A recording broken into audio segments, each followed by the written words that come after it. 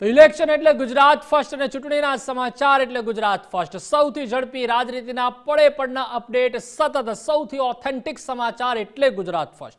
અમદાવાદની પશ્ચિમ બેઠકમાં ગુજરાત ફર્સ્ટનો લોકસભા લાઈવ સ્ટુડિયો પહોંચ્યો.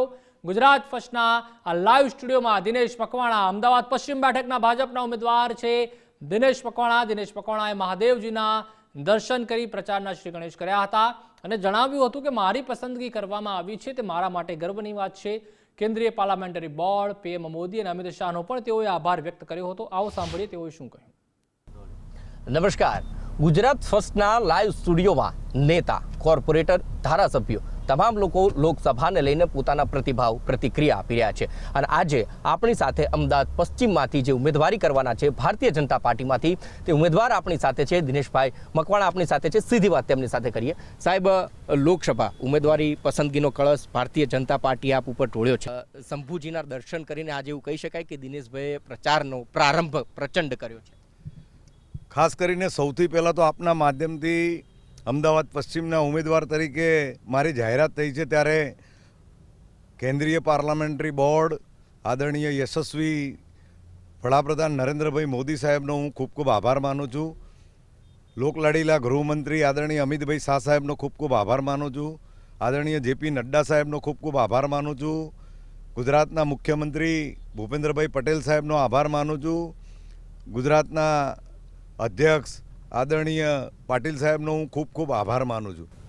મહાદેવના દર્શન કરીને ભારતીય જનતા પાર્ટીનો પ્રચારનો આરંભ કરવાનો છે એ શંકાને સ્થાન નથી. એ 100% સાચી વાત છે. ચોક્કસી સાહેબ, અમે આપને જોયા છે, અમે કોર્પોરેશન જ્યારે રિપોર્ટિંગ કરતા આપ ડેપ્યુટી મેયર રહી ચૂક્યા છો અને કમિટીઓના ચેરમેન રહી ચૂક્યા છો, એટલે તમે ગ્રાઉન્ડ લેવલથી અમદાવાદને જાણો છો. કારણ કે મહાનગરપાલિકામાં આપે કામ કર્યું છે. ઘણી બધી અપેક્ષાઓ ધારાસભ્ય સાથે સાથે લોકસભાના સાંસદો એમની પાસે હોય છે. એ અપેક્ષા ઉપર દિનેશભાઈ કેવી રીતે કામ કરશે? અપેક્ષાઓની વાત કરીએ તો 87થી પોલિટિકલ કેરિયર શરૂ કર્યું. 95માં કોર્પોરેટર બન્યો, 2010 સુધી કોર્પોરેટર રહ્યો, 2010થી 15 સુધી સંગઠનનું કામ કર્યું, 15માં ફરી કોર્પોરેટર બન્યો, 20 સુધી 2 વખત ડેપ્યુટી મેયર બન્યો. વિરોધ પક્ષની અંદર પણ 2000થી 2005ની અંદર કામ કર્યું. એટલે સત્તાનો અનુભવ છે, સંગઠનનો અનુભવ છે અને વિરોધ પક્ષમાં કામ કરવાનો પણ અનુભવ છે. આજે કેન્દ્રીય પાર્લામેન્ટરી બોર્ડે મારી નિયુક્તિ કરી છે ત્યારે આજે મારી જાતને અહોભાગ્ય ગણું છું કે દેશના યશસ્વી વડાપ્રધાન ગુજરાતના મુખ્યમંત્રી હતા ત્યારે એમણે વિકાસના ખૂબ કામ કર્યા. ગુજરાતની અંદર હોય, મહાનગરની અંદર હોય. અને આજે 2014થી દેશના વિકાસની અંદર જે 70 વર્ષથી કામો નહોતા થયા એ બધા કામો નરેન્દ્રભાઈએ વિકાસના પૂરા કર્યા છે. આજે જે બી બાકી રહેલા કામો હોય કે આ શહેરને વિશ્વકક્ષાનું બનાવવા માટે, દાખલા તરીકે મેટ્રોની વાત હોય કે બુલેટ ટ્રેનની વાત હોય, વિશ્વનું મોટામાં મોટું ક્રિકેટ સ્ટેડિયમ હોય, ઓલિમ્પિક સ્ટેડિયમ બનાવવાની વાત હોય કે બધા જે પ્રાણ પ્રશ્નો છે એ લગભગ વિકાસના બધા કામો પૂર્ણ થઈ ગયા છે.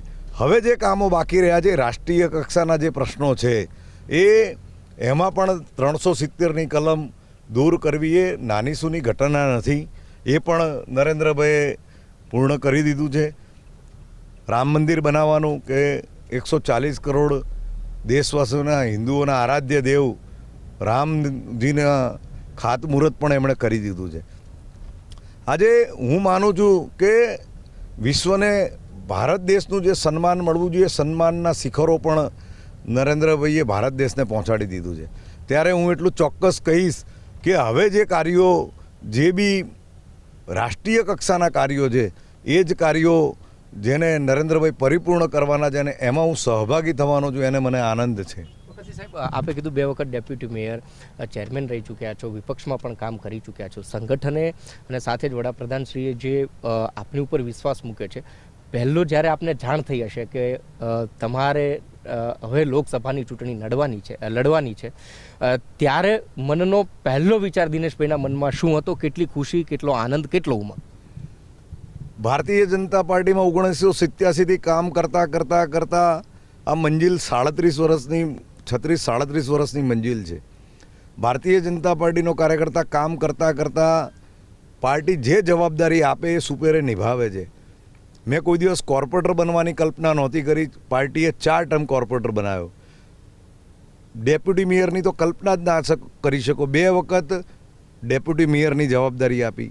ભારત સરકારની અંદર હિન્દુસ્તાન એન્ટીબાયોટિક લિમિટેડની અંદર મને આદરણીય નરેન્દ્રભાઈ મોદી સાહેબ અને ભારતીય જનતા પાર્ટીની સરકારે ડાયરેક્ટર બનાવ્યો. હું સાચે જ આપને કહું કે મેં કલ્પના જ નહોતી કરી કે આ પાર્લામેન્ટરી બોર્ડ મારા નામની જાહેરાત કરશે. ખૂબ આનંદ થાય. મારા કરતાં પણ શહેરના ભારતીય જનતા પાર્ટીના કાર્યકર્તાઓ, ગુજરાતના ભારતીય જનતા પાર્ટી ના કાર્યકર્તાઓમાં એક મેસેજ ગયો છે કે નિષ્ઠાપૂર્વક ભારતીય જનતા પાર્ટીનું કામ કરો, પાર્ટી લાઇનમાં રહીને કામ કરો અને અવિરત ભારતીય જનતા પાર્ટીની વિચારધારા તમે આગળ વધારતા રહો તો 100% મારા જેવા સામાન્ય કાર્યકર્તાઓને આ પાર્લામેન્ટરી બોર્ડે લોકસભાના ઉમેદવાર તરીકે મને મૂક્યો છે. ખરેખર હું ફરીથી આપના માધ્યમથી મોવડી મંડળનો હૃદયથી આભાર માનું છું અને મારા કરતાં પણ લાખો કાર્યકર્તાઓને જે આનંદ મળ્યો છે અને જે મેસેજ મળ્યો છે કે કામ કરતા રહો તો ભારતીય જનતા પાર્ટી એમની નજર તમારી ઉપર હોય છે અને એ ગમે ત્યારે પણ ગમે તે જવાબદારી આપવા માટે એ તૈયાર હોય છે. આ વાત થઈ આપની અને પાર્ટીની. વાત કરીએ હવે વિપક્ષની. વિપક્ષ પણ એ કહી રહ્યું છે કે 26 લોકસભામાં તે કોંગ્રેસ છે અને ખાસ કરીને રાહુલ ગાંધી અત્યારે ગુજરાતમાં છે. તમને કોંગ્રેસનું ભવિષ્ય શું લાગી રહ્યું છે? કોંગ્રેસના ભવિષ્યની વાત કરીએ તો તમે જોતા હશો કે દેશના યશસ્વી વડાપ્રધાને જે રીતે કામગીરી કરી છે. તમે જો છેલ્લા 1-2 વર્ષની અંદર ઘણા ધારાસભ્યો એમની પાર્ટી છોડીને કોંગ્રેસની પાર્ટી છોડીને ભાજપમાં આવે છે.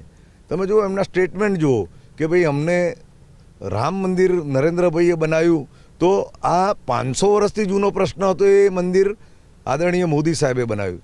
આજે વિશ્વની 3rd ઇકોનોમી બનવા જઈ રહ્યું છે ત્યારે ગુજરાતની અંદર બધા લોકોને એવું લાગે છે કે જો ભાજપ સાથે નહીં જોડીએ તો આપણે ક્યાંય આપણી વિચારધારા ટકશે નહીં. તમે જુઓ હમણાં 2 દિવસ પહેલાં પણ અર્જુનભાઈ મોઢવાડિયાએ 370ની વાત કરી, રામ મંદિરની વાત કરી, વિકાસની વાત કરી. પરિસ્થિતિ એવી છે કે નીચે ગ્રાઉન્ડ લેવલ સુધી પ્રજા એમની સાથે છે જ નહીં. એમના કાર્યકર્તાઓ તમે જુઓ આદરણીય CR પાટીલ સાહેબના આદરણીય ભૂપેન્દ્રભાઈ પટેલ સાહેબે સ્પેશિયલ ડ્રાઈવ, એમ કે ઘણા લોકો આખા ગુજરાતમાંથી ફોનો આવે છે અમારે જોડાવવું છે, અમારે જોડાવવું છે, તો એક ડ્રાઈવ કરી એની કમિટી બનાવી. તમે જોતા હશો ઓછામાં ઓછા 25-30 હજાર કાર્યકર્તાઓ અને નેતાઓ એ કોંગ્રેસ છોડીને ભાજપમાં આવી રહ્યા છે. ત્યારે હું એટલું ચોક્કસ કહીશ કે રાહુલ ગાંધી જે યાત્રા કરે એનાથી અમને કોઈ રહેતું નથી, પણ ભારતીય જનતા પાર્ટીનો કાર્યકર્તા અવિરત ચૂંટણી હોય કે ના હોય અવિરત કામ કરતો રહે છે. ભારતીય જનતા પાર્ટીની વિચારધારા માટે ભાજપનો કાર્યકર્તા અવિરત કામ કરે છે. એના કારણે કોંગ્રેસના ધારાસભ્યો હોય, કોંગ્રેસના કાર્યકર્તા હોય, કોંગ્રેસનું મોવડી મંડળ હોય, એમની વિચારધારા છોડીને ભારતીય જનતા પાર્ટીની રાષ્ટ્રીય વિચારધારાને સ્વીકારવા માટે એ ભારતીય જનતા પાર્ટી સાથે જોડાય છે. છેલ્લો પ્રશ્ન એ પૂછી સાહેબ, પાર્ટીના અધ્યક્ષ અને આ વખતે કીધું છે કે એક બેઠક ઉપર 5 લાખની લીડે ઉમેદવારે જીતવાનું છે. એને લઈ દિનેશભાઈનું કાર્યક્ષેત્રની અંદર કેટલો પ્રચાર રહેશે, કેવી રીતે લોકો સુધી પહોંચશે અને કેન્દ્ર સરકારની જે પણ યોજનાઓ છે, સખી મંડળને લગતી હોય, આયુષ્માન કાર્ડને લગતી હોય, સ્વનિધિ યોજનાઓ હોય, તે તમામ નાના માણસો સુધી પહોંચે માટેના અને 5 લાખની લીડ સુધી પહોંચવા માટે દિનેશભાઈ કેવી રીતે કામ? 5 લાખની લીડની વાત આદરણીય CR પાટીલ સાહેબે કરી છે. હું એટલું ચોક્કસ કહીશ 26માંથી 26 સીટ ભાજપ 5 લાખ કરતાં વધારે લીડથી જીતશે. એનું કારણ કે ભારતીય જનતા પાર્ટીનો કાર્યકર્તા એ માઇક્રો પ્લાનિંગ સાથે બૂથની અંદર ચૂંટણી લડે છે. ભાજપનો બૂથનો કાર્યકર્તા કોઈ દિવસ કાર્યાલય આવતો નથી, ક્યાંય દેખાતો નથી, પરંતુ એ બૂથની અંદર ભારતીય જનતા પાર્ટીની વિચારધારા અને નરેન્દ્ર મોદીના કામની પ્રચાર પ્રસાર કરતો હોય છે. તમે જુઓ કે ચૂંટણી હજુ ડિક્લેર થઈ નથી ત્યારે અમારા ભારતીય જનતા પાર્ટીએ 15 કેન્ડિડેટ ડિક્લેર કરી દીધા. લગભગ હું માનું છું કે મારો આ 3જી વખત 7 વિધાનસભાનો પ્રવાસ થઈ ગયો છે.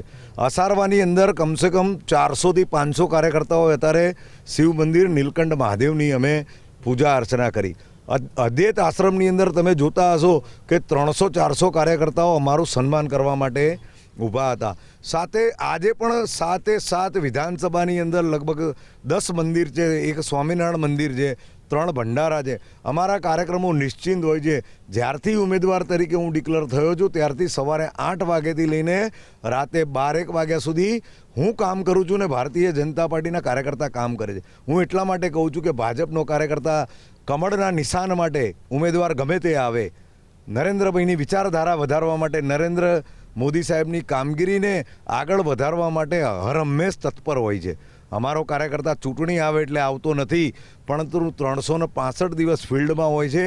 અને હમણાં જ એક બીજી વાત કરું કે છેલ્લા 7 નહીં, ગુજરાતની બધી વિધાનસભાઓની અંદર, વોર્ડની અંદર જ્યાં કેન્દ્ર સરકારની યોજનાઓનો જેને લાભ મળ્યો છે, રાજ્ય સરકારની યોજનાઓનો જેને લાભ મળ્યો છે અને કોર્પોરેશનની યોજનાઓનો જેને લાભ મળ્યો છે, એના લાભાર્થી સંમેલન થઈ ગયા. ભાજપનો દરેક કાર્યકર્તા એના લાભાર્થીઓને મળવા જાય છે. હું પણ આવતીકાલે ગોમતીપુર અને દાણીની લીમડાની અંદર લાભાર્થીઓને મળવા જવાનો છું.